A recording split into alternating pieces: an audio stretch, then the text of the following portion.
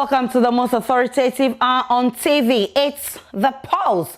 We're live from our studios in Kokomlemle on your digital terrestrial TV because we are free to air on DSTV channel 421 and GoTV channel 144. Remember, we are your home of independent, fearless and credible journalism. This afternoon, Greater Accra and Ashanti Region still leading in the country's COVID-19 situation, sparking fears and concerns from public health experts who are worried about the situation and general non-compliance of the safety protocols. On The Pulse today, we are focusing on the two regions again to find measures to this problem. Also, a new research by scientists at the University of Southern reveals public willingness to take COVID-19 vaccines in Ghana is decreasing as vaccine hesitancy increases. Later survey shows vaccine hesitancy has increased from 17.2% to 28.5%. We'll tell you why lack of readily available information on vaccines can be blamed for the decline in interest. And culprits as well as sympathizers of LGBTQ+ activities in Ghana to face 10-year jail term. That's according to the new bill, anti-gay bill, undergoing gazetting.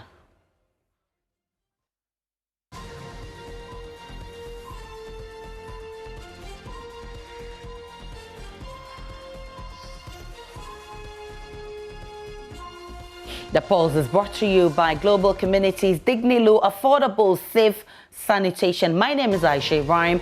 Remember, we are also streaming live on YouTube and all our social media handles. Tweet at us with the hashtag The Pulse. My personal handle is the Nana Aisha. Always a pleasure to host you.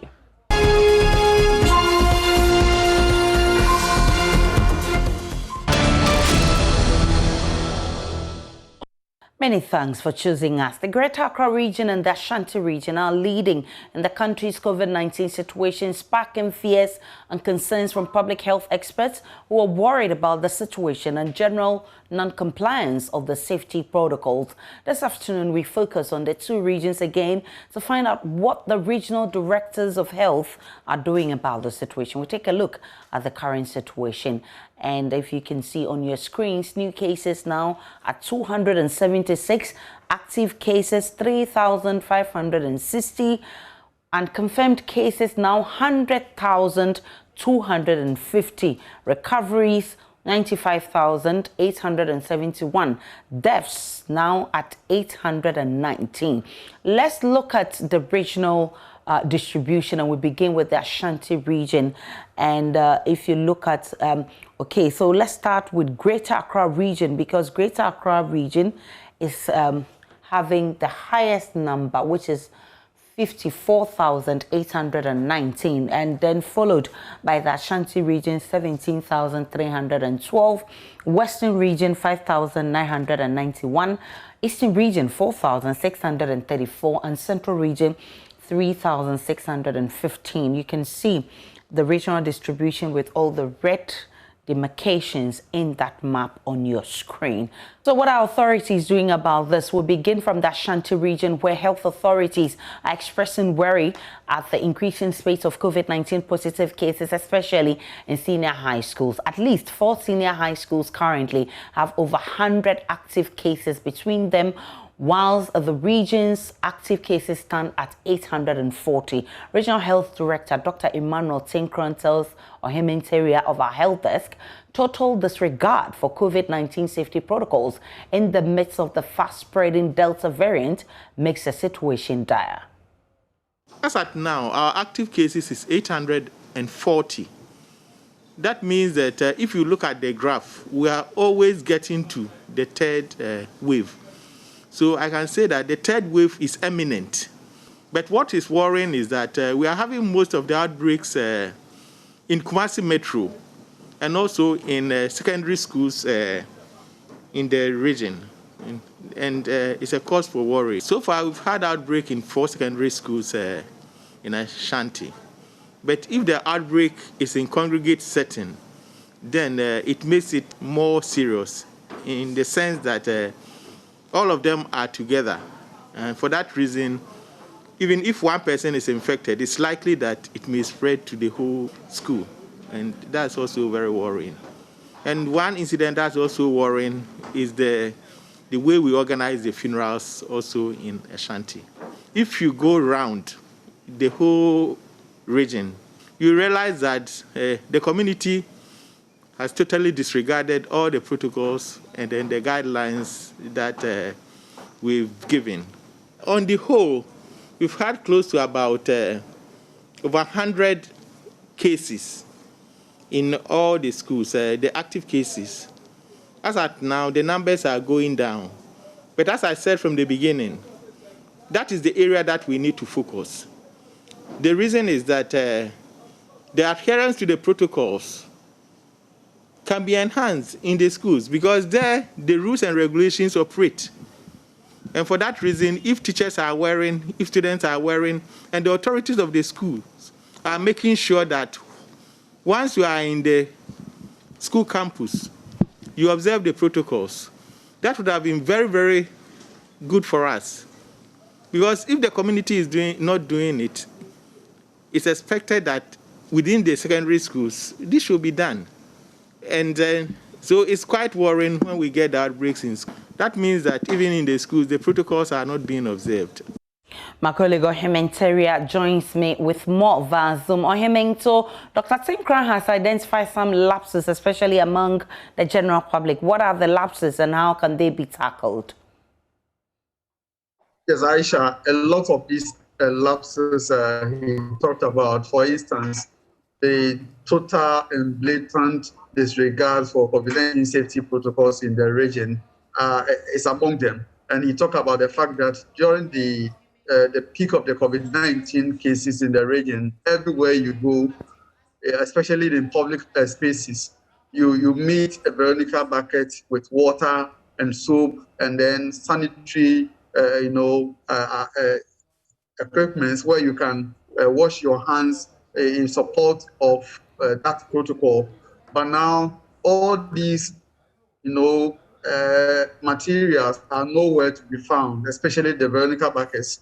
You hit the streets and the offices, people are not using them. And the enthusiasm that the municipal and district assemblies and metropolitan assemblies also came in, and individuals and organizations supported the cause of COVID-19. Now, all these, support is nowhere to be found. And you also mentioned the fact that at the funerals, people, have disregarded the ban on funeral and they are organizing mega funerals. And this is what he described as super spreaders for COVID-19. And so Dr. Tenkon believed that until the citizenry decide to adhere to the COVID-19 safety protocols, then Ashanti region is not far from, third wave of the, COVID-19 pandemic. And then he also mentioned the fact that even when people organize funerals and you advise them to adhere to the COVID-19 safety protocols, they don't care. And they have disregarded all these protocols. And even in schools, he mentioned that some teachers will not even put on the nose mask, let alone encourage their students to also wear them. And this is a situation, he says, it will not augur well for the efforts to bring the cases down, especially when we are now recording the cases in schools and we have 4 senior high schools recording COVID-19 cases in the region. And now, that's Ohimeng with that update from what health officials are saying in the Ashanti region. But we can now listen to Dr. Tenkon, what he has to say on funerals. And in particular, I want to mention the funerals. You see, if you look at the guidelines that came out, the enforcement and other things, even funerals were banned. That's what we all know. But small, we saw that people are then coming out because the enforcement wasn't there. And eventually, they've opened up wide. But even if opening up, we are to observe the protocols even within the confines of the funeral, that would have been better.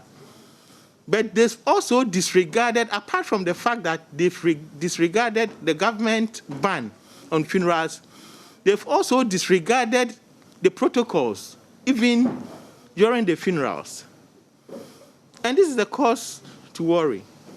And for that reason, we will need to enforce the ban until maybe the government comes out to say that, oh, this time maybe you can do funerals under this condition.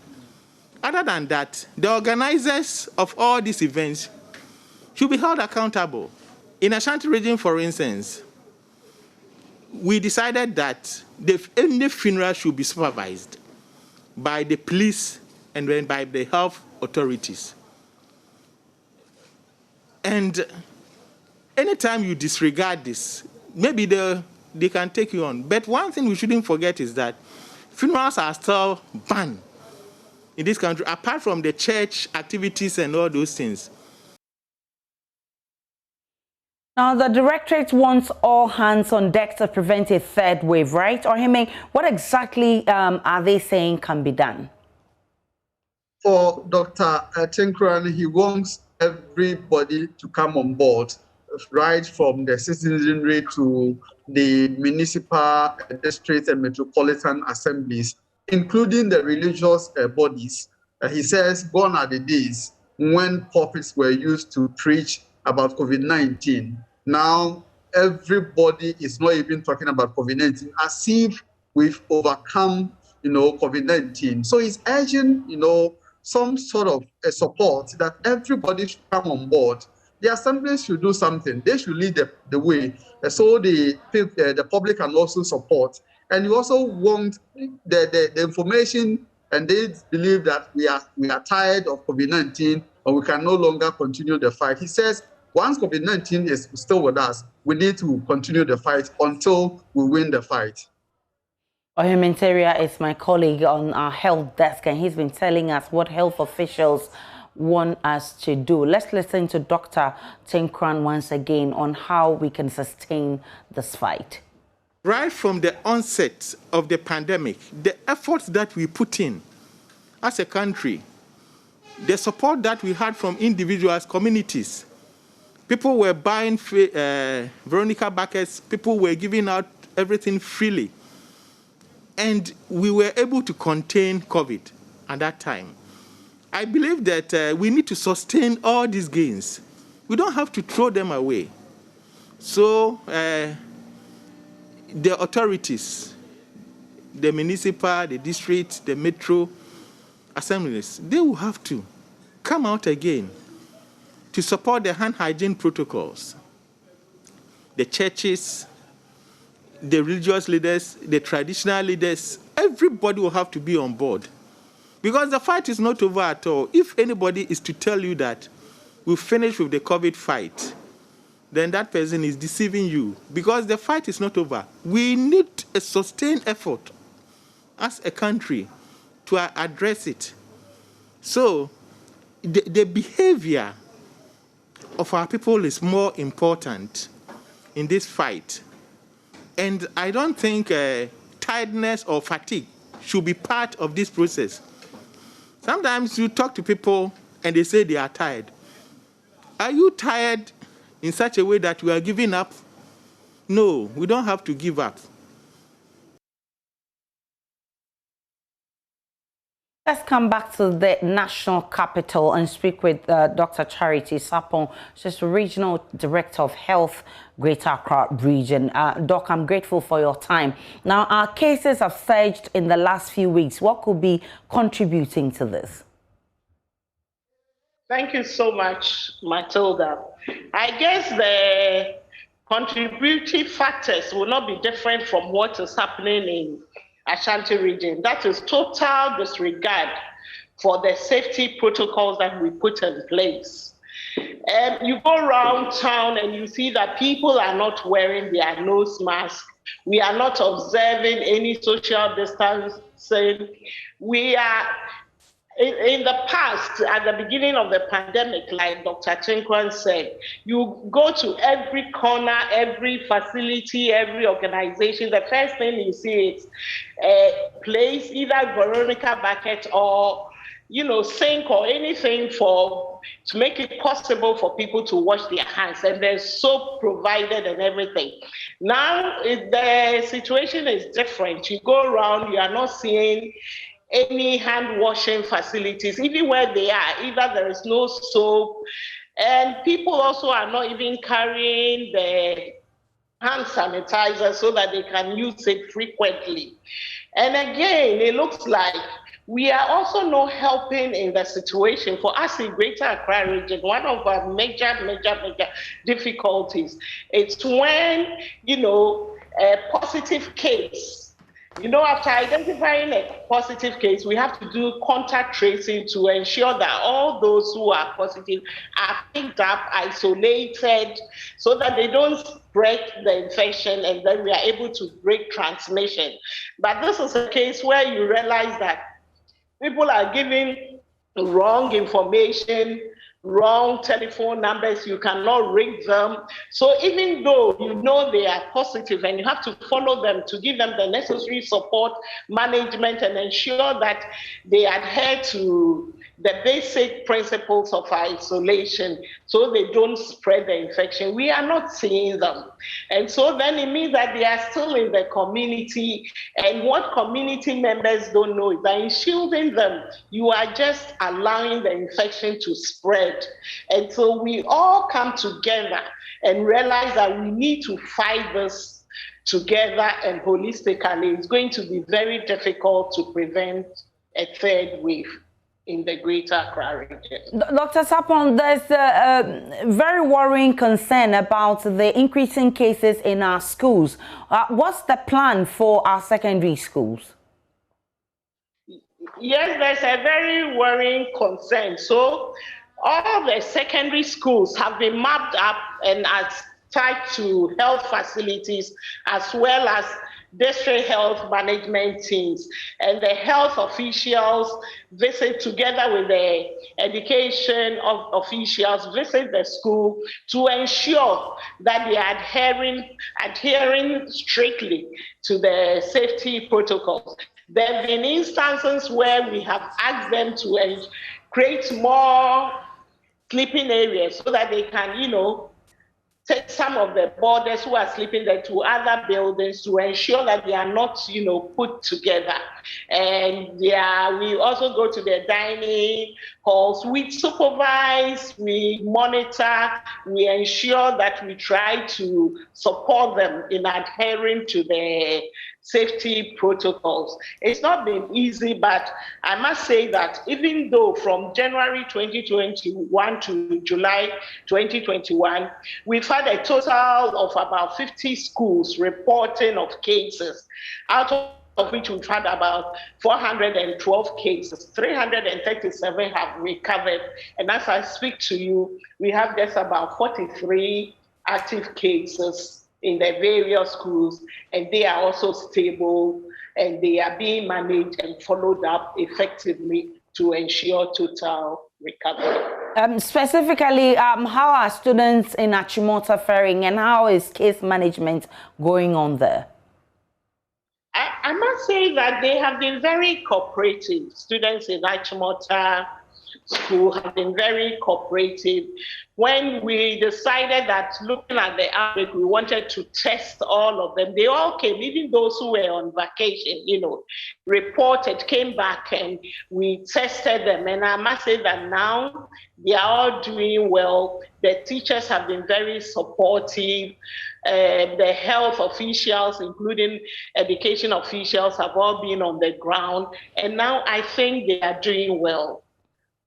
Well, again, when we listened to Dr. Tenkon in that video, he spoke about the blatant disregard for the ban on funerals and also the total disregard for the protocols when people attend these funerals. What's your advice on, funerals and large gatherings? Sorry, Matilda, I must have missed your last question. Sorry about that. Could you kindly... My name is Aisha, Dr. Sapong, but I was saying that the fact that there's disregard for the ban on funerals and also disregard for the protocols even when they attend these funerals. What's your advice for government on this one? I think we should enforce adherence to the safety protocols. We all know that initially, and still the ban on funerals is still there. Government has not come out to tell us that the ban has been lifted. So we have to enforce it. Wherever there is going to be a funeral, I think those who are organizing the funeral should ensure that they get appropriate permission from both their local security as well as health officials, so that we'll be able to be there to monitor and to ensure that they are adhering to all the given principles. I also like to talk to people. I also like to encourage people that the fight against COVID-19 involves everyone, and nobody can say that he's looking up to the other. We all have a role to play. So if there is a ban on funerals, let us respect the ban. If we decide to have a funeral, then let us keep to the numbers that have been given. And apart from keeping to the numbers that have been given, let's ensure that we adhere strictly to the given protocols. The wearing of masks is a must, and we should all do that. And I believe that if we all come together, as well as government also enforce the ban and ensure that people respect the ban, we will be able to fight this menace. So what's the role of the Ghana Health Service in all of this, especially when Dr. Tenkon also talk about supervised funerals? I think for us in the Ghana Health Service, our role is first of all to ensure that we communicate effectively so that everybody comes to understand how to the preventive protocols. And apart from communicating effectively, we also have to supervise, to monitor, go around to ensure that people are adhering strictly to the safety protocols. And in doing this, we have been liaising with the assemblies. And at least in Greater Accra Region, I must say that the district assemblies and the municipal and metro assemblies have been very supportive. They have collaborated with us in several instances where we've had to go out to monitor and to ensure that there is strict adherence. And going forward, we are going to still continue that. Again, we are also appealing to everybody that if you feel unwell, all our facilities have been trained and are able to take the sample and take it to the approved laboratories for it to be tested. So there is no need for anyone to stay at home. If you feel unwell or if you have any flu-like symptoms, visit any of our health facilities, and then the necessary care will be given to you, the necessary test will be taken, and it will be sent to the appropriate testing laboratory for us to know. If you are positive, you will be well managed. So there is no need for people to hide. Let us all do the best that we can. But Dr. Sapon, we used to see your van going around educating people, creating awareness, even commercials running on television, radio, and what have you. We don't see much of that anymore. There also used to be men in uniform enforcing that people put on, especially their nose mask. That also is no more. I mean, what are you doing differently to ensure that all of these are respected? And it's still ongoing because now it is being done at the district level, and each district has come out with their own way of ensuring that communication is ongoing. We have, looked at, if you go into the districts, they have now selected various, should we say, COVID-19 champions. And they are influential people in the society. Some are opinion leaders, Some are, Queen Mothers. We have the Queen Mothers Association who also came to us that they all want to be part of the program. And we have different people who are going around.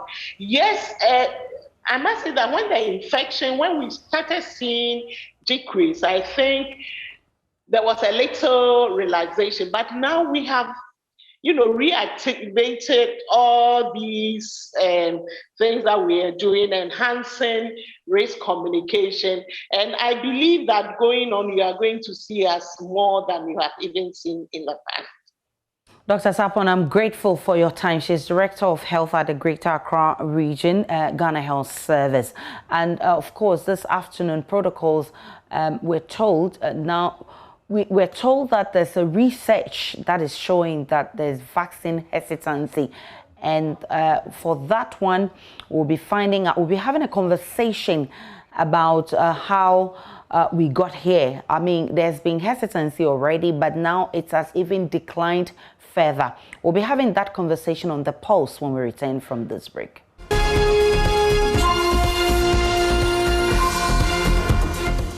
Welcome back to The Pulse, to the rest of our analysis of the developing stories. For many years, a 61-year-old farmer with visual impairment, Lawrence Demebu, vowed never to beg to survive. He tilled his land tirelessly to put food on his table daily. He had a dream to build a decent house, but he could not afford it. The good news is that after a JoyNews story, a philanthropist surprised Lawrence with a decent house, replacing a weak mud house. Jojo Kobina has more in this heartwarming report. A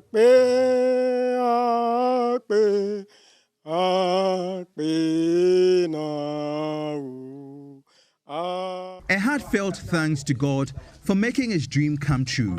Lawrence Demebu, a 61-year-old visually impaired farmer, now owns a decent house. He could not find the right words to express his happiness, so he burst into a song. For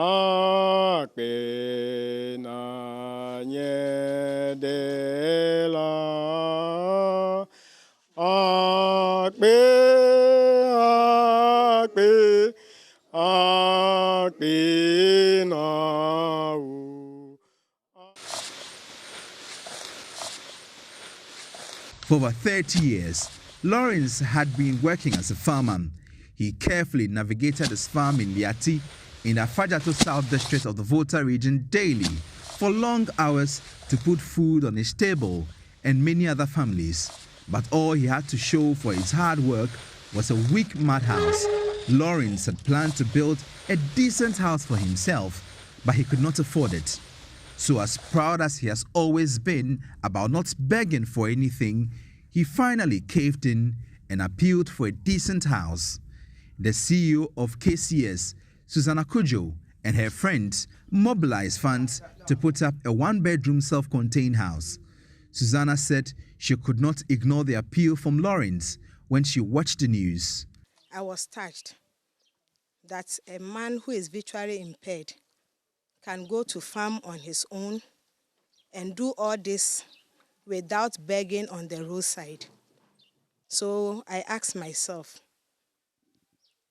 should there be a storm and the building is even collapsing on him, because he's visually impaired, he may not even notice. We went back. Quickly, we put resources together and we started the project here. Lawrence's building has a mechanized borehole, a water storage tank. The president of the Afajato Blind Union, Konucho Kafui, thanked all the people who responded to Lawrence's appeal. Fortunately, last year, Joy FM on multimedia came to our rescue, and we did a story. And as you can see, it's a self-contained, one bedroom self-contained, but we have a borehole also being constructed by a group in UK known as a Novinho Group UK. Yeah, they constructed the borehole, and we also have a stand with a poly tank also being donated to us by every union. Lawrence finally finds his words and thanked all the people that made his dream come true. Indeed, a truly happy ending.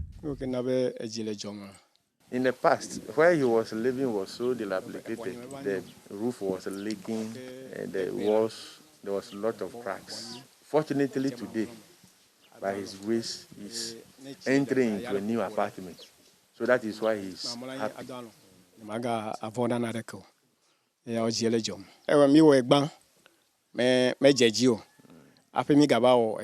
We did the story first, or in 2017 we did a story with another station, but nothing really came out of that. And so when we did the second one, he wasn't expecting something huge like this. But today he can see that because of him, people are gathered here. Jojo Kobna, JoyNews.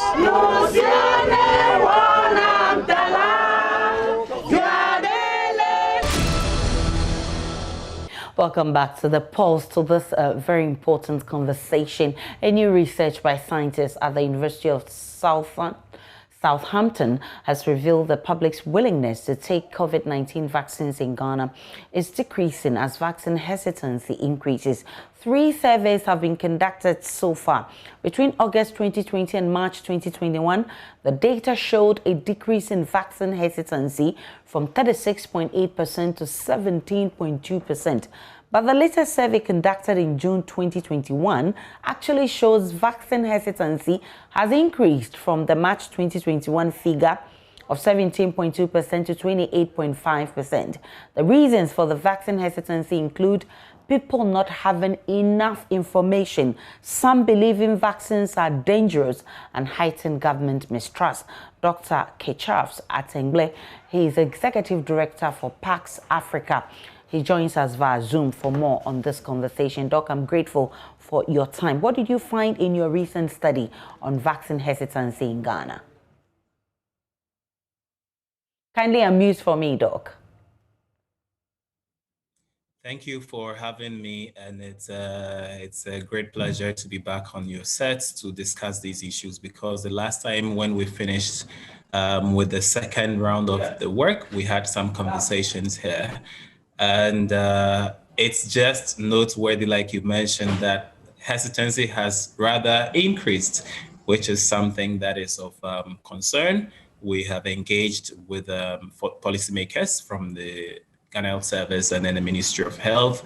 And like you mentioned, these they have different factors that have contributed to those. From the studies, we see gender dimension, the political dimension, and the religious dimension, just like we did find out in the previous rounds as factors, driving the hesitancy. But the new dimension that came out in this recent study is the educational dimension. Just to note that folks who are relatively more educated, say from their first degree upwards, tend to be more prone towards hesitancy.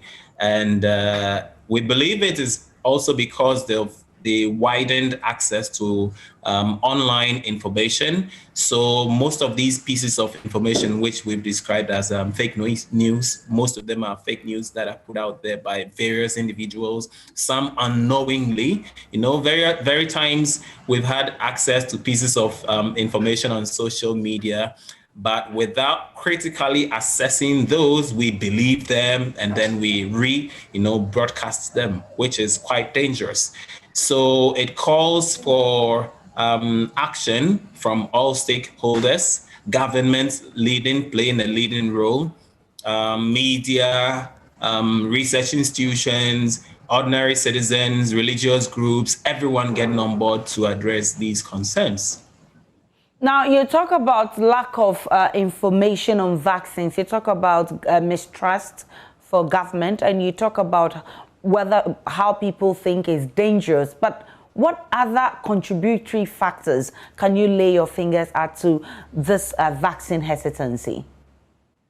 So those are the key things that came out. They were very loud. We also saw the various media platforms that people do use. Take, for instance, the bulk of people use the mass media that we conceptualized as TV, radio, and the newspapers. And apart from those, the next most used platform was social media, which has proven to be very, very strong in recent times because of the wide access to the internet. And there are various news portals online as well that people have news from. We saw people accessing news also from official sources like the Ghana Health Service, but that didn't come out very strongly.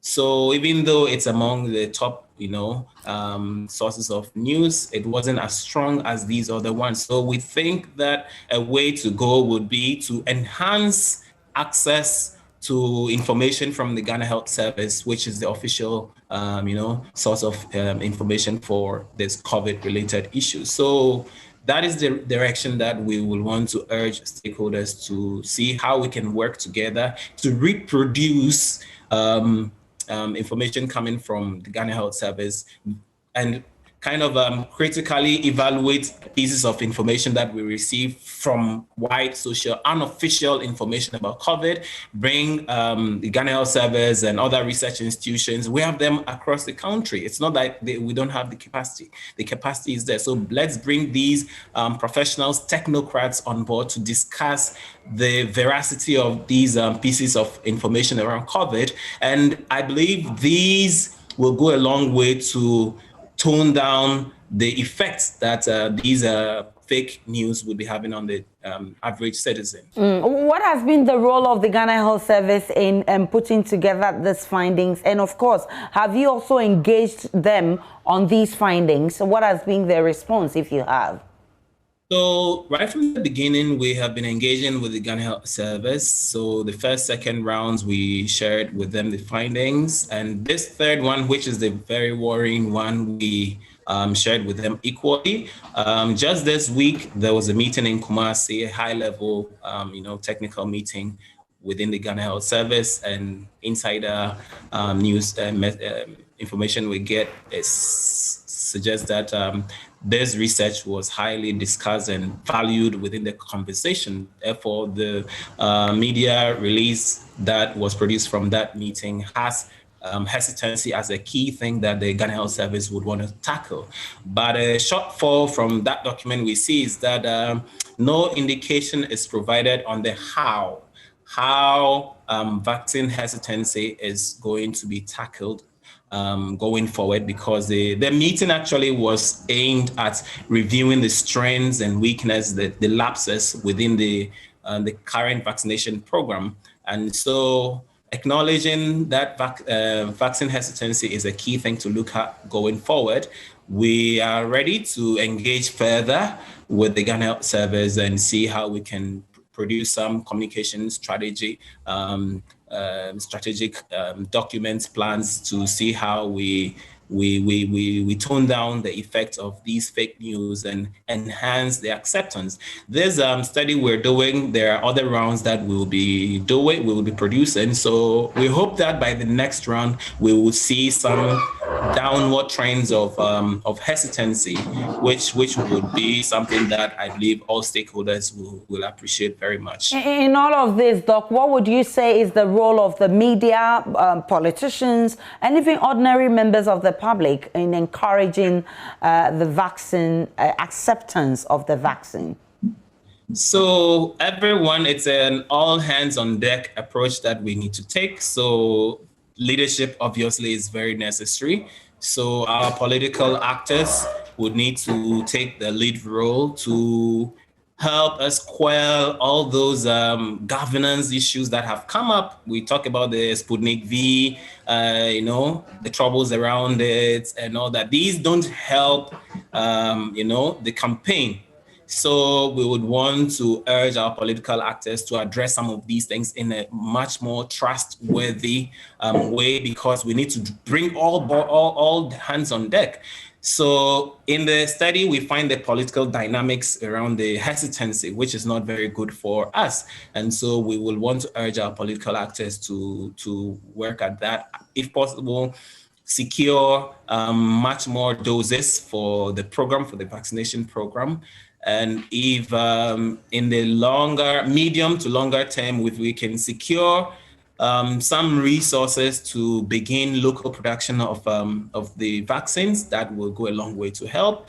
Because we noticed just this same week, we noticed the European Union is going to provide some support to South Africa to do some local production of vaccines. If Ghana could secure the location of the AFCFTA Secretariat, I believe there's nothing our politicians cannot do. They are equally competent to secure some of these resources for local production, and we would want to urge our political actors to take on that, because these are the times we need them to take to win such initiatives for us.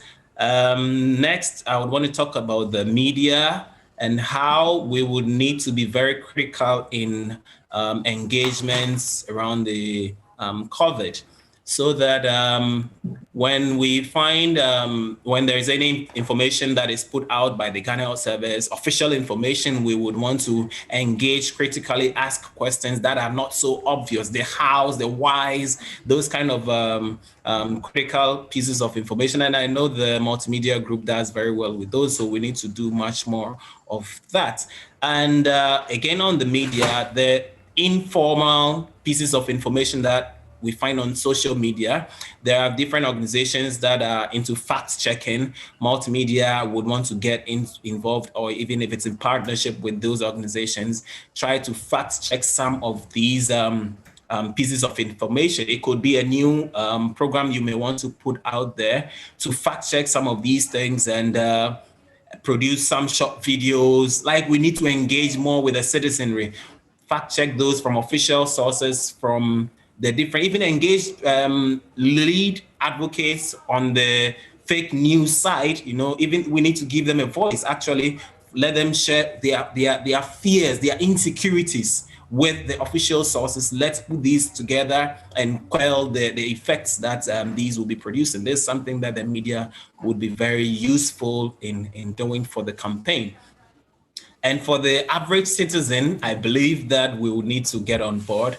Average citizen, I would just want to lump that into all other actors. So religious leaders, traditional leaders, opinion leaders, social media campaigners. Let's get on board and see how well we can use our platforms instead of spreading, fake news. When we find some pieces of information about COVID that we are not very comfortable about, we're not sure of, we may want to share some of those with the media houses or the fact-checking houses and get some of these things right before we reproduce them. Otherwise, we might, if we just go ahead spreading these pieces of fake news, we might be doing more harm than good. So these are things that I think we should be looking out further and providing support on going forward. Dr. Tengle, I'm grateful for your time this afternoon. He is the Executive Director of PAX Africa. Now, this afternoon also, police in the Greater Accra region are on the manhunt for 3 suspects who were involved in the killing of a 34-year-old man at Tantra Hill Thursday morning. The deceased, Stephen Akowa, was a gym instructor. He was shot in his apartment around 1 a.m. A woman who was with him at the time was, however, spared, while other tenants in the house were attacked and robbed of their belongings. Listen to one of the tenants who spoke to JoyNews on condition of anonymity. Until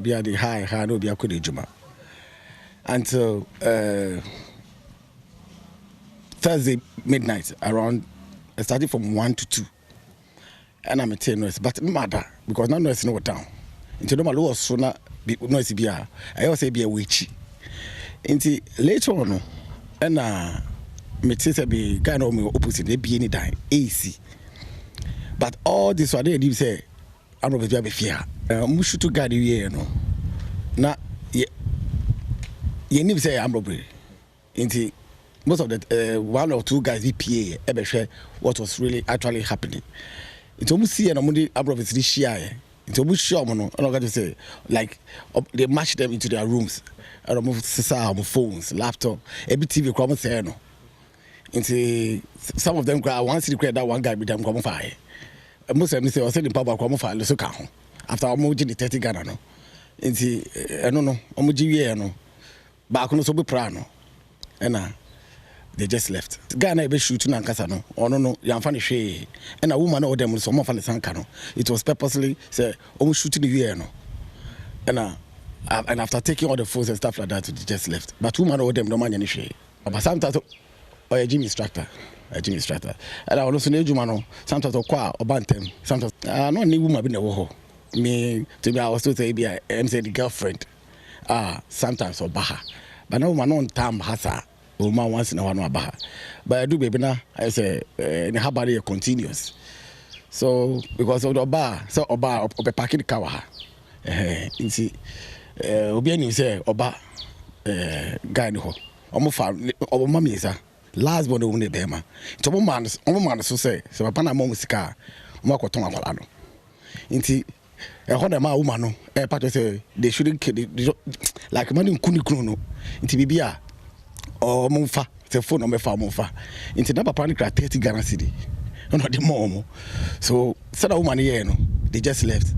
Into a hono na mosro before started na mosro na say one guy I'm Robert back region abonting awotiti mu awudu te ho na mo so mo fa kwano na aja they all left cry e be kun roda ni chair no o se nwade adanfo once I quite remember your agent in the castle obeto woman no ha and of free guy the PSO woman we obi yire o shekawa inti jale chi do se o na adanfo ke em say nche bia na they see into the agent to go friend no person baba because they any because himself one guy several times including his own friends because people were saying outside so when like in Kremu say when we are she Let's get an update now on the outbreak of the avian influenza disease, popularly known as bird flu.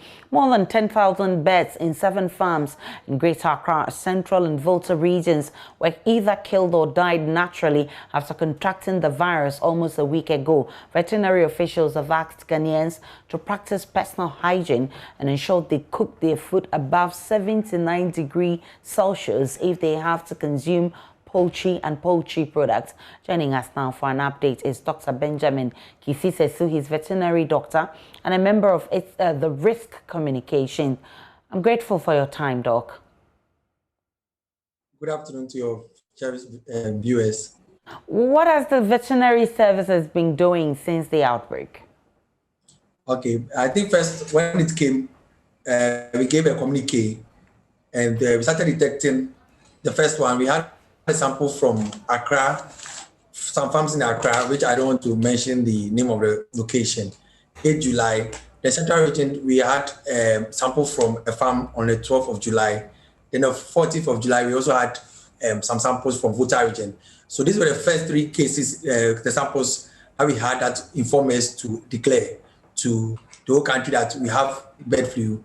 Already, we are in the know that our neighboring countries, some have started having issues in detecting of this bird flu. So we're already on alert. And after getting this, we issued an alert telling people that we want to contain this virus in these 3 regions. And so far, so good. As of this afternoon, we still don't have other regions join. We still have these 3 regions. The only issue is that with Accra, we have had a little bit increase in the number of farms being affected. Some samples are being run as I speak to you. With regards to regions too, a lot of work is also being done. There has been also an increase there with Central Regions too. Yesterday, Central Region, a team from Veterinary Service, that is happy to the acting director, Dr. Patrick Abaki, went there with the Deputy Mofa, Deputy Minister for Mofa.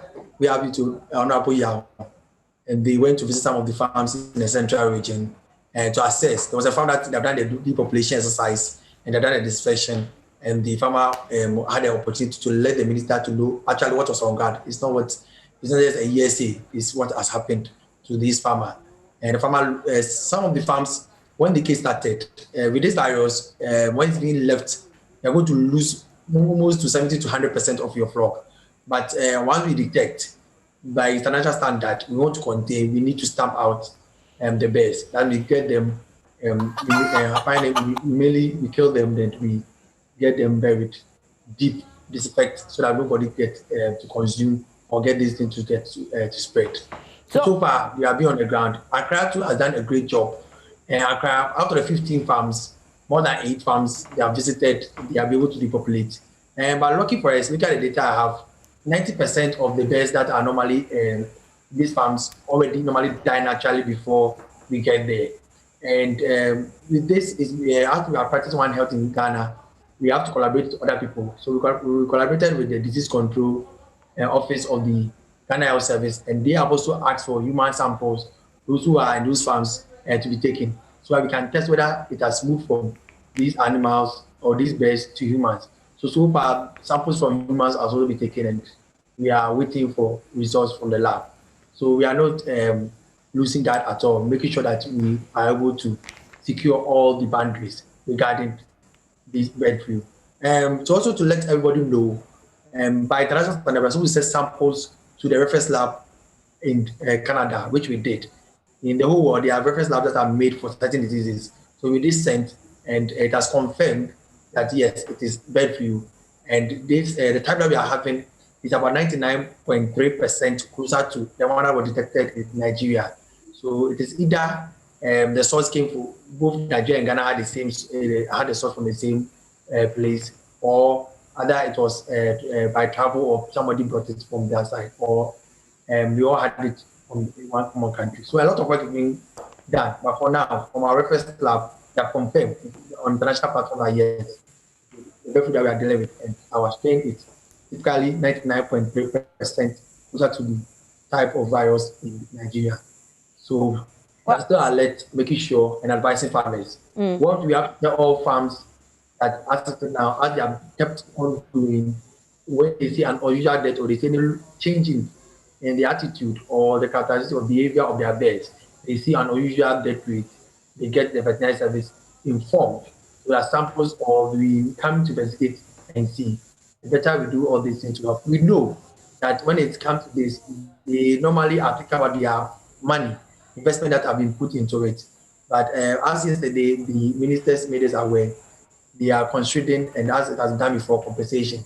So we are hoping that some good news will come very soon for these farmers who have lost. And also, I encourage all farms that let us do it for Mother Ghana.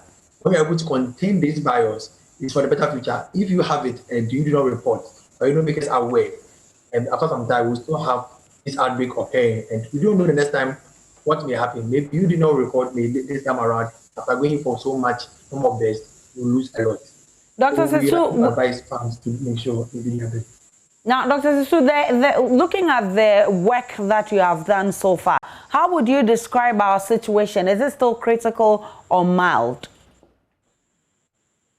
Okay, for everything, we have not got into the critical phase, because so far from the 8th July that we recorded in Greater Accra to 23rd, we have not been able to have this virus spread to more than the 3 regions. So we still have the control under the 3 regions. Volta is not increasing sharp in the center. It's Accra that we have a little bit, but things are being done. Yesterday, a lot of work being done.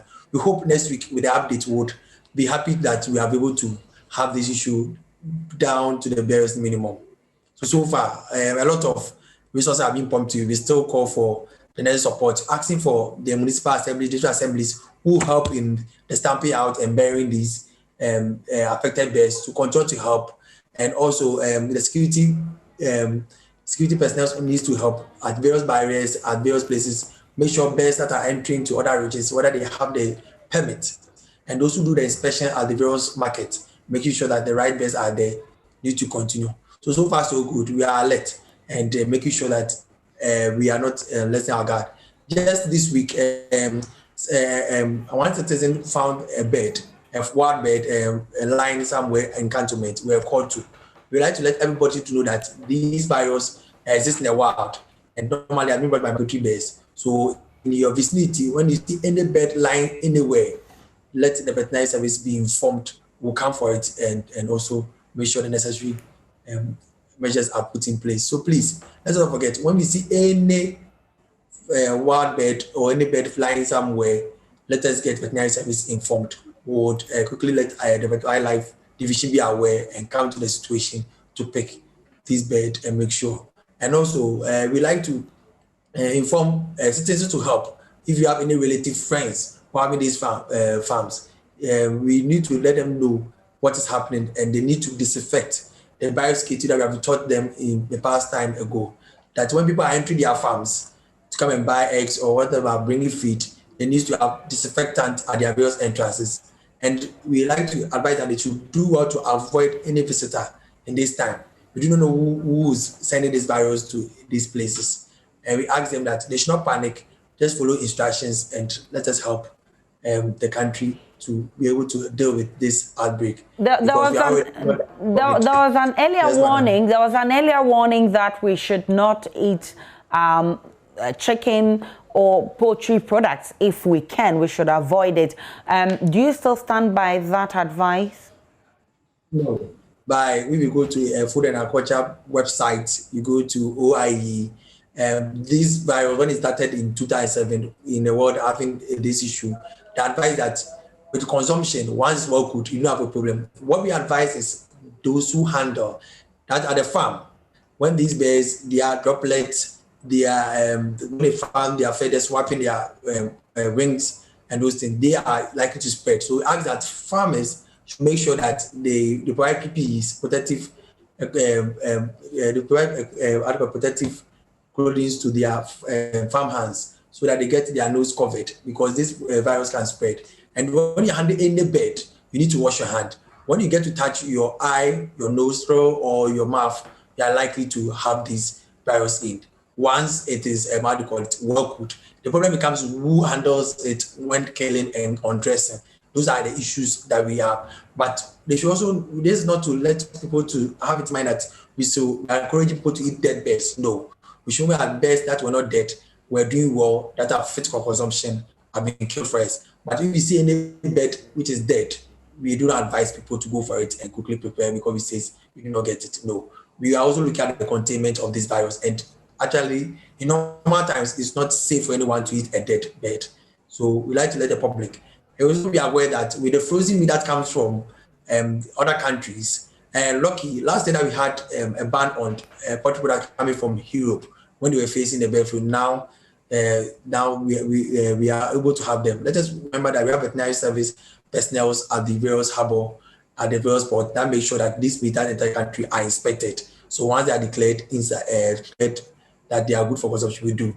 Last year when the ban came, samples were being came to the lab, even to test whether there's a way of COVID being with it, as studies were going on. So all the samples that came, lucky we didn't have anyone testing for COVID and also bird flu. So we should not be alarmed.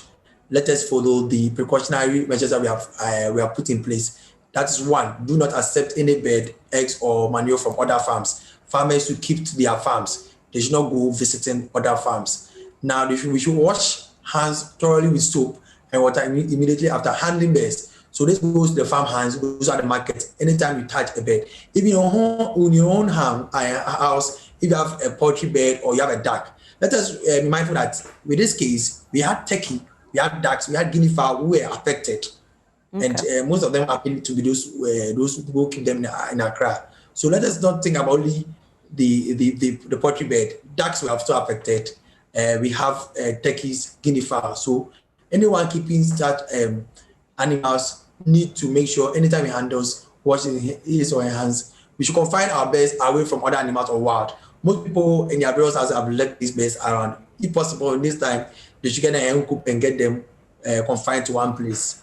Also, we ask that they should continue to clean their farm and poultry equipment regularly. We ask to burn or bury dead birds and waste away from the farm hands. So when these we found out that birds are dying, we quickly report to the veterinary service. They will come and handle these birds that's happening. And make sure that you handle those birds, make sure they wash their hands after that. We ask that you keep your nose and mouth covered with clean clothes or masks or nose guard when slaughtering these birds. As I said earlier on, those who handle, so working these farms need to, and those who are working the slaughterhouse and dealing with birds need to make sure they have personal protective clothing. Dr. Kisisa, so I'm grateful for the education this afternoon. And of course, you heard him say the public must help the veterinary services to deal with this challenge. So if you see any bird dancing azonto out there, definitely report to the veterinary services. And still on the poll, the Ghana Police Service has begun increasing the number of its force with the deployment of new recruits to the various regions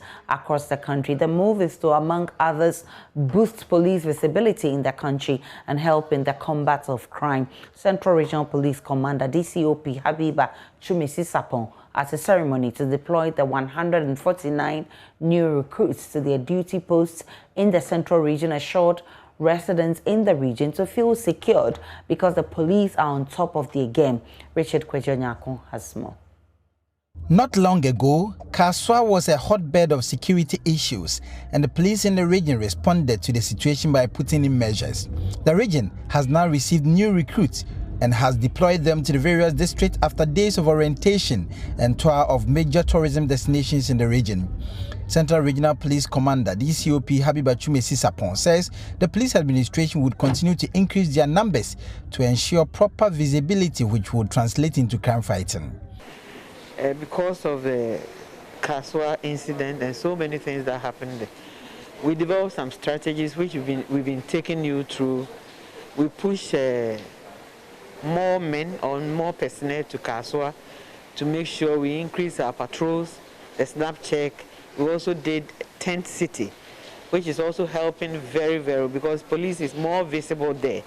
But with the, thanks to the Inspector General of Police, with the arrival of these new vibrant recruits, we are going to send more there. And very soon you see a lot more policemen and women in Kaswa, making sure the wonderful people of Kaswa will be safe so that everybody can go about his or her business without fear or favor. I also encourage members of the public to continue to support us by sharing information about crime, information that will help us prevent crime and also help us unravel crime. Central Regional Minister Justina Mary Godasan urged the police recruits to exhibit professionalism in their line of work. I told them to show professionalism on what they are going to do out there, especially not to avail themselves for any individual to use them for their parochial interest. They should be professional in discharge of their duties and to help protect lives and properties. For Regional Coordinating Council, we have assured them of our support to them, and we will make sure we do that for them. We are going to work together. I am happy they are in my region, and we need to do everything to protect them, to be comfortable as they are also discharging their duties. The recruits were dispatched to the various districts after undergoing educational, professional and practical training sessions to add to what they have already learned at the training school. Reporting for JoyNews, Richard Kwejonyako, Cape Coast. And we're still live on The Pulse. When we return from the break, there's a group of lawyers who have introduced a draft bill to Parliament to criminalize same-sex activities. We'll have that conversation after this break. Welcome back to The Pulse, to this controversial conversation. Now, a group of lawmakers have introduced a draft bill to Parliament to criminalize same-sex activities in the country. The MPs, as part of the bill, want a prohibition of any surgical procedure for gender reassignment that the sexual category of the person assigned at birth. Now, the anti-LGBT plus legislators believe activities of homosexuals threatens the stability and structure of ethnic groups, arguing any endorsement of such practice would compromise the country's culture and moral values. The MPs also asked countries promoting the rights of LGBT plus persons to refrain from the use of threats or force against the independence of the state, citing the UN Charter, which recognizes the principal sovereignty of member states. Sam George is a lead member of the group and joins us for more via Zoom. Mr. Sam George, I'm grateful for your time. Where are we now with this bill? Well, a very good afternoon to you and your viewers. We are in the gazetting stage. After we presented it to the Speaker, he referred it to his legal team for advice. Now, post That's legal advice. They have recommended that it meets all the requirements. And so the Speaker, because of private members' bill, we needed a warrant for gazetting from the Speaker. We secured that early this month. And so it's gone to the government printing house, government press. It would take 14 sitting days of Parliament for it to mature. And so that's the process we're in now. It should mature sometime in the first week of August, after which it will come back to the House, and the Speaker would then, when the Business Committee tables it, refer it to the Constitutional and Legal Affairs Committee, who would then have a public sitting and then welcome in memos and presentations, and people can file amendments. And we'll debate the amendments on the floor of the House, take it through the 3 stages of consideration, and pass it into law, hopefully before the end of this year. So what exactly does this bill seek to do, I mean, in the event that it's passed into law? Well, the title of the bill is clear: promotion of proper human sexual rights and Ghanaian family values. That's basically what it does. And there are those who feel that this law is a bit too harsh, but I want you to explain to me exactly what, I mean, the crime will be, what the punishment will be in this bill as presented to Parliament. Well, Aisha, the crime is already known. If you take Section 104 of our Criminal Offences Act, unnatural carnal knowledge is a crime. Now, that law was passed in 1960. At that time, the spectrum of homosexuality was very limited. Now, this is 2021. So what this private members bill is seeking to do is to cover the whole spectrum of being queer, of being homosexual, and addressing them adequately. And so anybody who falls foul of any of the spectrum designations of homosexuality will be infringing upon our laws, and the requisite sanctions will apply. There are those who feel this bill is too harsh on, especially human rights campaigners who say the bill is harsh and may infringe on their rights. What part of the bill is harsh? It's actually one of the most forward-looking bills that actually even impose a duty to report alleged acts of homosexuality. It's a bill that imposes jail time on persons who met out extrajudicial treatment to alleged homosexuals. I mean, what part of the bill is harsh? I mean, except you want us to pass a bill that is celebrating the illegality, tell me what part of the bill is harsh. I mean, I want people to speak specifics. We've put out well, we didn't put it out, it's been leaked. Let's have an intellectual discussion. I'm not going to engage in the emotional outburst of the homosexual cabal. No. If they want to challenge what it is in the bill, they should pick up the clauses and make an intellectual argument. And I will respond with a counter-intellectual argument that would expose the paucity of their position. But these emotional rantings that we are seeing, it's neither here nor there. The bill is clear, it's law. Speak to the law, speak to the bill. And when you take the provision of the bill, read it in totality. Don't read a portion of it and run around. I've seen so-called lawyers running around on social media, making, for want of a better phrase, a fool of themselves. You get it? People should take the bill, and I'm challenging anybody. Bring me up on a debate with anyone who is doing an intellectual scrutiny of the bill, and I'll meet up with that person. Mr. George, I mean, regarding the work that has gone into this and all things being equal, when exactly are we to see an anti-LGBTQ plus law fully passed? Well, I don't know about an anti-LGBTQ plus law. That's not the title of my bill. My bill is called the Promotion of Proper Human Sexual Rights and Ghanaian Values Bill. Okay. That bill, hopefully before the end of 2021, before Parliament rises in December 2021, should become law. All right. Let me put you on hold and listen to Oliver Bakavomawo. He has described the draft as absurd in its current state. He's surprised that Parliament, with its capacity, put documents together. The Proper Human Sexual Rights and Ghanaian Family Values Bill 2021 was leaked onto the internet earlier, attracting heavy criticism from sections of social media. Listen to Bakavomawo. He's a lawyer. I don't have a problem with bullying persons who we suspect to be gay day or people who are, day to day. But I think from what I have heard from this, what they have been saying consistently, even in promoting this bill and in talking about it, they would themselves be engaging in a criminal offense, because they would then be engaging in a process where, without any basis, they would be referring to certain persons as being gay or suspected of being gay. And that practice alone makes it difficult to know the real intent of what they are trying to do. Unless, of course, and it's a possibility that what they are trying to do is that craft a document which is so absurd that it doesn't even pass Parliament. And maybe that's what they are really committed to doing here. So, from your reading, that's your position. This is an absurd document which Parliament should not pass. Well, as far as I'm concerned, all I know is that it is a terribly drafted piece of legislation that goes beyond what it takes to do. And that is so absurd in the way it is drafted, terribly drafted, that one is inclined to wonder whether they are serious about the document. And this is not about me telling Parliament what they want to do or what they have to do. But I'm saying that I cannot see how a Parliament of Ghana properly elected can take those documents and pass it. It doesn't make sense. So, Mr. Sam, you heard Oliver Baka Voma was there. He's a lawyer himself, and he finds it problematic. In fact, he describes it as absurd in its current form.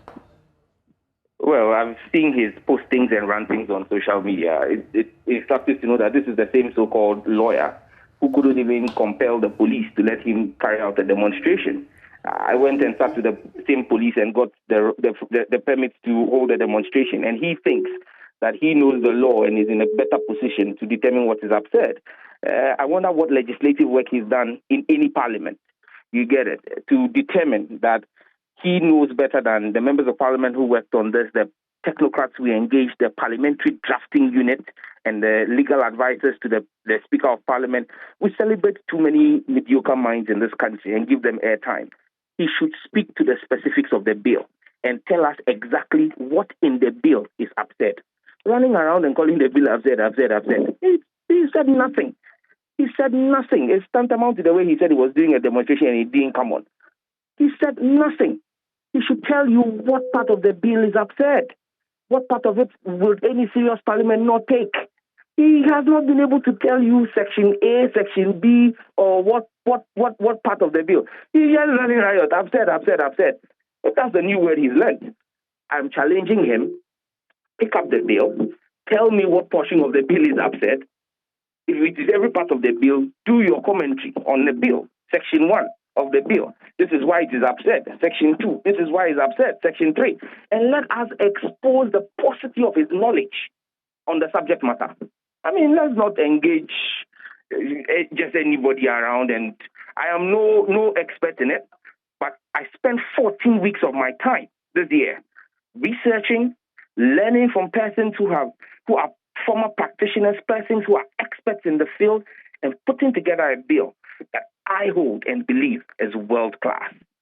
I'm grateful for your time. I'm not going to take an absurdity lecture from someone who can't even get a permit from the police. Sam Nate George, he's MP for Ningo Pram. He's also ranking member for the Communications Committee of Parliament, and also the lead in this bill currently before Parliament. Now, building a world-class company from a developing country like Ghana has always been a tall order. Lack of established structures, cronyism, regulatory slippages all combined to clip the wings of such attempts. Well, according to the board chairman of the United Bank of Africa, Kwekwa, one requires dynamic and exceptional leadership skills to do what has eluded most industry. He's, however, convinced business mogul Sam Jonah exhibited these traits when he was at the helm of affairs at the Ashanti Goldfields Corporation, now Anglo Gold Ashanti. Get through this. Sam came into Ashanti and revolutionized the company. He really broke some of the barriers that existed between the foreigners and the locals. He really empowered our local workforce. He provided training. He sent them out. He really changed the face of Ashanti and in a way that had never been done before. He was a very young man, he was in his 30s, but he had grown up with a mining culture. So what I would say about Sam, he had passion for his business, he believed in his business, he believed in the transformative power of the business, and he delivered.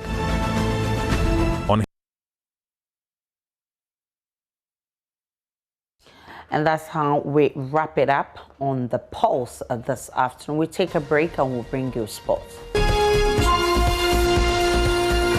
And that was sports. Let's go back to Parliament right now, where the LGBTQ plus bill is featuring strongly in conversations over there. My colleague Opoku Gakpo has been engaging some members of Parliament. Right now, he's speaking with A.B. Fuseni, who is himself a member of the Communications Committee, who says about 90% of members of Parliament are in support of this bill. Hello, Gakpo. How are members of Parliament reacting to the condemnation that is coming from the public, some sections of the public? Well, Aisha, pardon me. Just to put it all in context, we are waiting for the bill to actually be brought to Parliament. That hasn't been done yet. There's been a notice of Gazette that's been sent to the Assembly Press, and the laws require that it must be a public document for a minimum of 21 sitting days.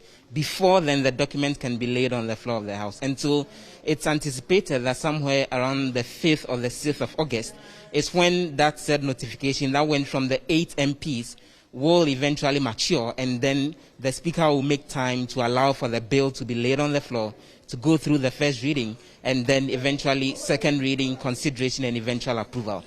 But a lot more MPs have been commenting and reacting to the criticism of the bill as the conversation has actually emerged. A.B. Fuseni is the Member of Parliament for one MP on the minority side. He's the minority spokesperson on communication. Honorable, thanks very much for joining us. So what do you make of the opposition that has greeted portions of the bill, as we've seen on social media, and even from some well-known public groups? Let me say for a start that, like you rightly pointed out, I'm very good you made a clarification. You have Gazette notification. So this is not a bill that is formally laid and before the plenary for consideration. That's not the case. But certainly by the grace of Allah, it will come. And I want to tell you without any iota of hesitation that it has massive support of members of Parliament. If I were to give you figures, I think it's even over 90%. Massive support from members of Parliament. Because, Gakpo, look, this is a God-centered country.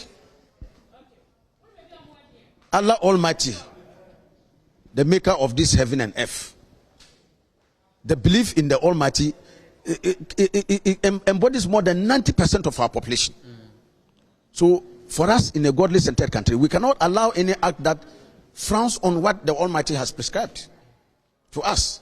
And so, Muslims, Christians, even our traditional people, all believe in the Supreme Being. And they know that this thing, this particular thing, is not something we want here. I am a human rights advocate. I did my master's program in human rights, and I will defend the human rights of every single person to the last. But this particular thing is not purely a human rights issue. Doesn't it then sound it's not. A discriminatory It's not. It's not. That's why I'm saying that it's not. Let me just profile you one example, and you see that it's not. In Western Europe and America, why don't they allow polygamy? Can you marry 2 wives legally like we have here? I'm a Muslim. By my religion, I'm entitled to marry more than 1 wife. I can marry up to 4 wives. Can I do that if I'm in Western Europe? So why don't they say, is it not the human rights of Muslims and others to marry more than 1 in those societies? Are they allowed to marry? Can Muslims marry 4 wives in the United States or in Western Europe? Is that allowed? So are you telling me, would that be a human rights issue? If it is a human rights issue, why is it not being practiced? Did that allowed? My final question would be, so what do you envisage would happen when eventually it gets to the floor of the House, especially after the kind of response that's greeted it out there on social media? No, like I said, we are in a democracy. Notwithstanding my opposition to it, there's tolerance for views and opinions across board. So those who share those opinions, their rights will not be taken away for them to speak. Do you think they will have their way eventually? There will be vigorous debate. We shall debate vigorously. Those who are for it will be given their say. Those of us who are against it will have our say. At the end of the day, we'll put it to a vote. And I can tell you that overwhelming majority, this is not a partisan issue. It cuts across the political divide. And that's why I can tell you that there's massive support on the floor of the House for the passage of this thing. Out of the 8 MPs who are proponents, only one of them is an NPP MP, and he's a Reverend Minister, Reverend Intim Fojo. Does it have that similar support on the side of the NPP? I can tell you, that's why I tell you that the overwhelming majority of MPs, even from the other side, they would support it. And mark my words, when the vote comes, you tell me that I've told you. It will pass. But that is not to say that we are going to muzzle the voices of those who want. They can say, they have in a democracy such as ours, they have the right to speak. They have the right to project whatever it is that they want. But at the end of the day, I can tell you that this parliament and this society does not like it in Ghana here, clearly. And I think that we will do what is right and proper. Many thanks for joining us. ABF Husseini is an MP on the minority side there. Aisha. Right now, if you that's my colleague Opoku Gapo there speaking from Parliament and also hearing the views of some members. ABF Husseini is a member of the communications team. So we look forward to the bill coming to Parliament and how members of Parliament are finally going to respond to it at the plenary. And we look forward to the law, the bill being passed into law. That'll be it for the Pulse this afternoon. That's how we part companies. My name is Aisha Ibrahim. Many thanks for watching. For more news, log on to myjoyonline.com. You get updates of all the developing stories. Let's Talk Showbiz is up next. Do enjoy the rest of our programs.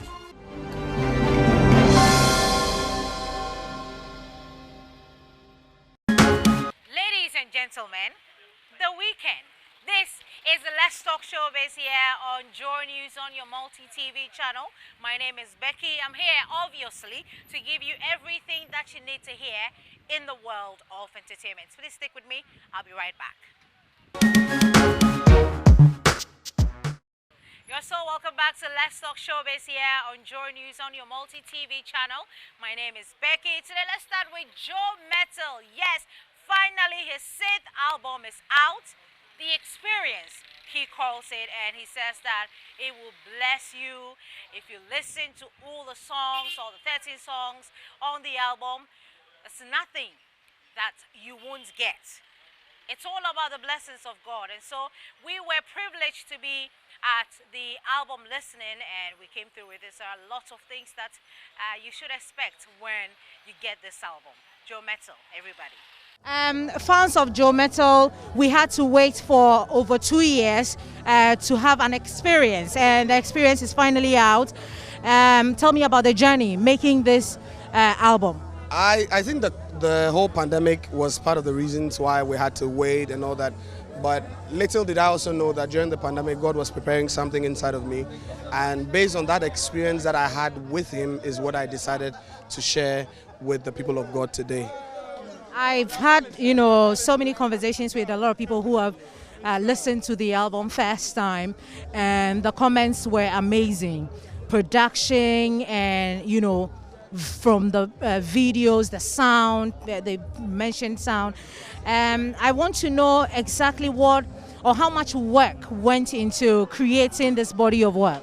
I think a lot of work went into it. So in my mind, I thought that, okay, if we said we're going to do a simpler production, we're going to spend less. But I deceived myself. I mean, a lot went into it. So from prep to the recording itself, because definitely we had to create the set, to overdubs, to mixing, to mastering, to everything. A lot went into it. But yeah, it was live. It was live. And I would say that it's been worth every energy and every effort that we've put in it. I am so grateful to God for what came out of all the work that, a lot of work went into it, but we're grateful to God that it came out great. What's the take home, for everybody out there? Some people, even though they can't speak Ga, but what is the take home for this entire Experience album? Experience. So the whole point is this: each song on the album has a whole different or unique experience that it brings you. There's some it brings you encouragement. There's some it draws you into the presence. There's some it gets you in the mood of rejoicing and celebration or praise. So every single song comes with its own experience that it brings to the people that are, hearing it. So I pray that everyone will go out there, but I pray as you're listening, may the Lord use it to be a blessing to your life. How many people are on this album? 1, 2, 3, like 5. So there's Jeshon, there's Pastor Isaiah, there's MOG, there's Marcus Taki, and then there's Drusing. Is the album finally out and where? By now, I'm sure if you're playing it now, then it means it's out. It's officially today, Friday. This midnight. By Friday, it should be out. So, yes. The Experience album, it's a new one. You got the opportunity to listen to it. What do you make of it as a music producer yourself? Well, let me start by talking about the quality of sound. Very beautiful. Sounds pretty nice from great mixing, great mastering. And so I just knew that Joe would pull that off, so I'm not really particular about that. But it's something very new. The video, like that very casual look, I believe that is a deliberate effort to take the message out there. If you want to reach the world, you behave like them so that you can reach them. And so it's a perfect strategy, and I commend him for that. I listened to, I think, about 4 of the songs. So far, what do you make of the experience? Beautiful experience. I like the concept. If you follow my music, I like a lot of intimate stuff, and Joe just nailed it. It was just spontaneous, and you could sense the presence of God in the whole production. Joe Boami, there was this one he did with MOG, beautiful song. And what's even playing in the background around a piece in the midst of the song, there's like international standard. Anywhere, that is the quality you hear. It's amazing. I like the worship. I really like the Ghana indigenous ones, and I want to encourage artists to go that way. We have various kinds of rhythms, the way we sing, that is so unique to our indigenous background. And he went Ghana, typical Ghana, and it is still anointed. There was this deception, as if when you go typical with what God has given you, it's not spiritual. But I believe God is a God of variety, and he never made a mistake of giving us different kind of sounds and rhythms. And so I want to encourage musicians, even as you do your ministry, don't forget where you are coming from, because we have our Jerusalem first, our Judea, and then the utmost part of the world. And let's showcase what God has freely given us for the world to see what we also have from our part of the world. He is a God of variety. Stellar production, amazing. I just love every effort they put in. I love the concept, the music. My favorite, the Yobuami one.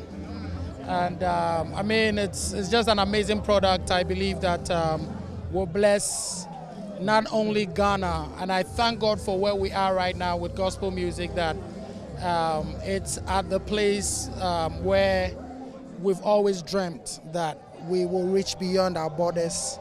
And I'm glad to have or to see this product, Joe Metal's Experience, and I know that it will go far. And I pray that a lot more young people are inspired by it.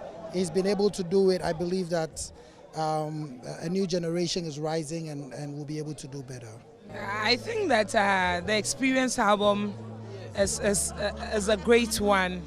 It's a great one, and I pray that people will listen to it and be a blessing to others as well, because this song, especially the Yobuami has touched so many lives.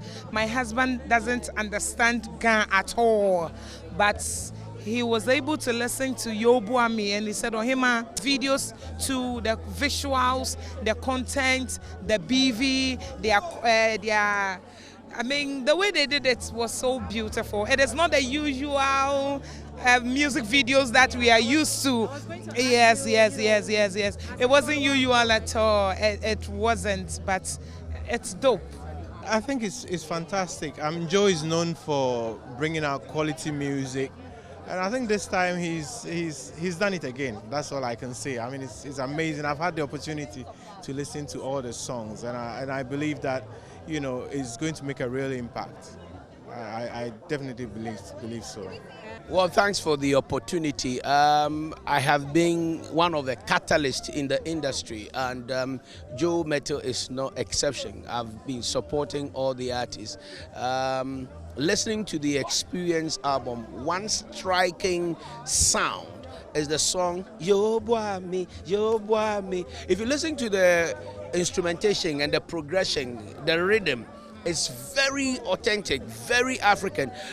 You wonder whether, you know, this is our instruments. It's different. It's very unique. The phantom from the frichua, you know, the guitar especially. But of late, a lot of gospel songs that are coming out are, you know, synthetic, if I may put it that way. You know, synthetic in the sense that everything is, you know, digital programming. So the longevity of such song, it doesn't last. You can listen to some of the vintage gospel songs that were done organically. It's timeless. And that is, I mean, what I found about this album. Then again, the quality of the sound. And Joe Metal, that I have known for over 15 years, for the past 8 years, you know, has had a strategy of positioning his brand as a gospel artist. And he has been very consistent and strategic with it. Winning the Artist of the Year in the history of Ghana gospel music industry is one exceptional, I mean, remarkable achievement. Then his brand, and if you look at the ambience of the album listening, this is not that, you know, Christocentric, you know, typical kind of gospel atmosphere in a church, in that Holy Ghostic, you know, atmosphere. But you see that he's packaging his craft, he's packaging his ministry such that even unbelievers, you know, can be attracted. And that is how I think that Christians should package the gospel. The album is super, and I'm excited to be here. And the fact that he says that this is my gift, my love gift. Anything that, you know, has love back in it is very great. So congratulations. Let's talk about Ghana Party in the Park. It's happening this weekend. Of course, we're bringing you live from London everything that you need to know, all the preparations that are ongoing. My colleague Doreen Navio has everything for you. I know this is probably your first time here in the UK. How does it feel? I mean, considering the past few days, and how ready are you for the event? Well, it feels like home, you know, because we're in the summertime. I see a lot of sunshine around, so I'm kind of cool with the weather and everything, and the people here are treating us so nice, and we are welcomed everywhere. So the preparation, Charlie, we have to give them an epic performance, something they've never seen before, like a sort of history, because this Ghana Party in the Park is history. Because since the lockdown, UK haven't been out, and this is the first time they're coming out. So Charlie, we are fully packed for the show, and Charlie, everybody is cheering up towards it. So we're still on it. We're still rehearsing. You know, we're just hopeful. You understand? I'm just looking at how the crowd will respond and, you know, the turnout. So we're just hopeful. I like that the sun is out. Okay. Hopefully it stays that way the whole time. Okay. We can perform it. Even if it's raining, crowd will still perform. All right. I'm cool right now. I'm very, very happy, and I'm like getting ready for the party because right now we're excited. Yeah, so I just say it's our first time. We're here to leave and then here, so I just say so you guys should put up, just do something crazy. Yeah. Okay, so first of all, let me give an thanks to Accra UK and also like Ghana Party in the Park for this big platform. As you can see, I'm a young artist in the industry, and me being in this platform means a lot to me. So I'm just gonna have fun. I'm just gonna make my fans like happy and all those stuff. So yes, that's all. Yeah. Ghana Party in the Park, London Trent Park. I'm really like excited. I would like to see everybody there. Make sure you get your tickets. I can't wait to show you guys, you know, why they call me the vocal god. You know, just have some fun with my people and, you know, have a good time. Yeah. This year's event will be an event with a difference. But, you know, the president is very, very, very much interested in getting Ghanaians in the diaspora to be part of the development agenda of the country. All right, let's move away from London. Let's talk about Mr. Easy. So Mr. Easy's dad, I caught up with him recently, and he is very much excited about, you know, his son's exploits. He is not surprised that his son came out to be the person that he is today, doing well in his music career and everything. That'll be all for Let's Talk Showbiz here on your Joy News channel. My name is Becky. I hope you've enjoyed yourself. This has been another exciting edition of Let's Talk Showbiz. Ivy, what are you doing? This is the host of the Red Carpet Show on Joy Prime. He's always on TV. I don't know why he's doing this. But from us, we say goodbye. Have a nice weekend. Thank you so much. And you see, it's a launch of Ghana Music Awards UK. Yeah, this weekend. And you be going? You be covering? Can I say no? No, you can't say no. Okay, good. Thank you. We'll see you soon.